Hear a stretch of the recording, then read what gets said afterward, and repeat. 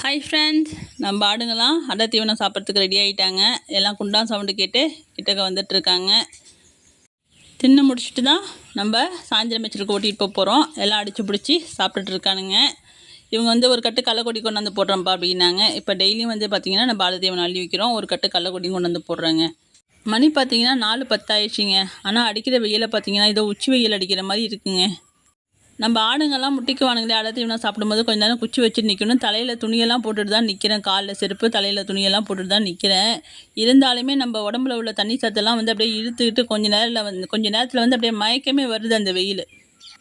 இந்த வருஷம் பார்த்திங்கன்னா கால்நடை வச்சுருக்கவங்கலாம் கொஞ்சம் கஷ்டம்தான் அப்படின்னு நினைக்கிறேன். ஏன்னு பார்த்தீங்கன்னா வெயில் அடிக்கிற வெயிலுக்கு ஒரு பில்லு கூட இல்லை. நம்ம நேற்று வயலுக்கு போயிருந்தோம். எல்லாம் கருகி போய் பாலைவனமாக தெரியுது. எங்கள் ஏரியா பார்த்திங்கன்னா எப்பயுமே கொஞ்சம் பசுமையாக இருக்கும். எந்த நாள்லையும் பயிர் பண்ணிகிட்டு இருப்பாங்க. அதனால் கொஞ்சம் பசுமையாக இருக்கும். இந்த வருஷம்தான் அப்படி இருக்குது. நம்ம கோடை நாளில் வந்து எப்பயுமே வந்து நம்ம அடை தீவனம் வச்சதே கிடையாது. இந்த வருஷம் மேய்ச்சல் இல்லாததுனால அடை தீவனமும் வைக்கிறோம், கடலக்கொடியும் போடுறோம். வெயில் இருக்குன்னு சொல்லியிருந்தாங்க. ஆனால் இந்த அளவுக்கு வந்து இருக்குன்னு யோசிக்கவே இல்லை. இப்படி இன்னும் ஒரு மாதம் போணுச்சுன்னு வச்சுக்கோங்களேன், கால்நடைக்கு மட்டும் இல்லை நமக்கும் கஷ்டம்தான். தண்ணி பஞ்சம் வந்துடும். வீராணம் ஏரி இருக்குது இல்லைங்களா, அந்த ஏரியில் சுத்தமாக தண்ணி கிடையாதுங்க.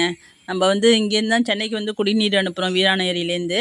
இப்போ அந்த ஏரியை வந்து வறண்டு போயிட்டு சுத்தமாக தண்ணி கூட இல்லாமல் இருக்குது. இப்படியே போணுச்சுன்னா கால்நடைக்கு மட்டும் இல்லை நமக்குமே தண்ணி பஞ்சம் வந்துடும். தண்ணி இல்லாமல் என்ன பண்ண முடியும் சொல்லுங்கள்? நம்ம தான் என்ன பண்ண முடியும்? கால்நடை வச்சுருக்கவங்களுக்கு தண்ணி எங்கே போவாங்க? கடவுள் கொஞ்சம் கருணை காமிச்சு எப்படியாவது மழை பெஞ்சுன்னா கொஞ்சம் நல்லாயிருக்கும்.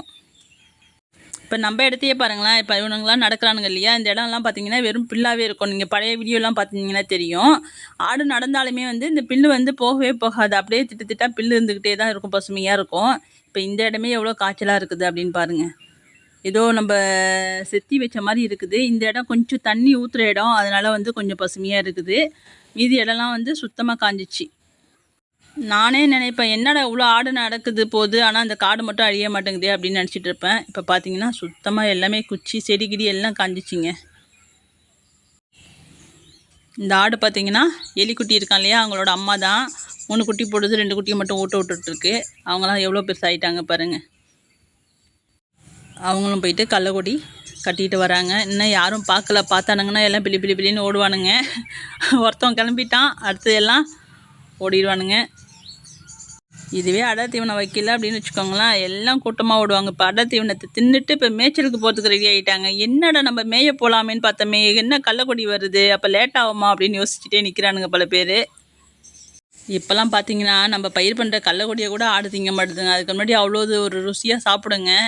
இப்போல்லாம் நம்ம மருந்து கிருந்து அது இதுன்னு அடிக்கிறதுனால அதுங்களுக்கு அது கூட பிடிக்க மாட்டேங்குது. இப்போங்க எல்லாம் வெயிலுக்கு பயந்துட்டு எப்படி வேடிக்கை பார்த்து நிற்கிது பாருங்கள் கொட்டா உள்ளார.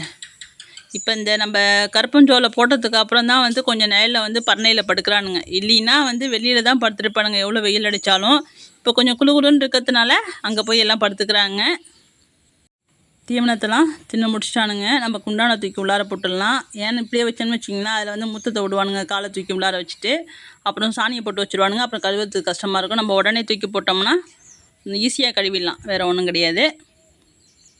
இதெல்லாம் செஞ்சு முடிக்கவே மணி பார்த்திங்கன்னா 4:45 ஆயிடுச்சு. சரி மேய்ச்சலுக்கு ஓட்டிகிட்டு போவாங்களே, நம்ம அலமையில பிள்ளையெல்லாம் தூக்கி மேலே போட்டுடலாம் அப்படின்ட்டு வந்தேன். அவங்க தான் பரணை மேலே ஏறிட்டு நிற்கிறாங்க. மணியும் பாருங்கள் 4:45. 3:30 மணிக்கு ஆரம்பித்த வேலை மணி 4:45 ஆகிப்போச்சு. இதை செஞ்சு முடிக்க அவ்வளோ நேரம் ஆயிடுச்சுங்க.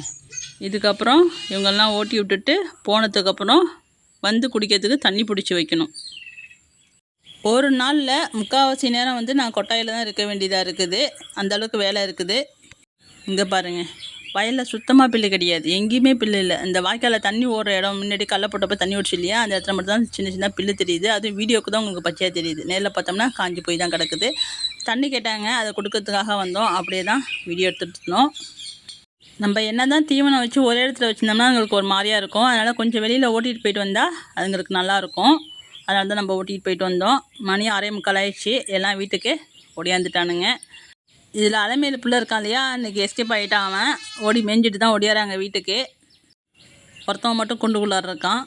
அவங்க பேர் முழுமதி. பொம்பளை பிள்ளை தான் ஓடிட்டது. முழுமதி அவங்களுக்கு பேர் நல்லா இருக்கா அப்படின்னு சொல்லுங்கள். எல்லோரும் போயிட்டு குடுன்னு தண்ணி குடிப்பானுங்க.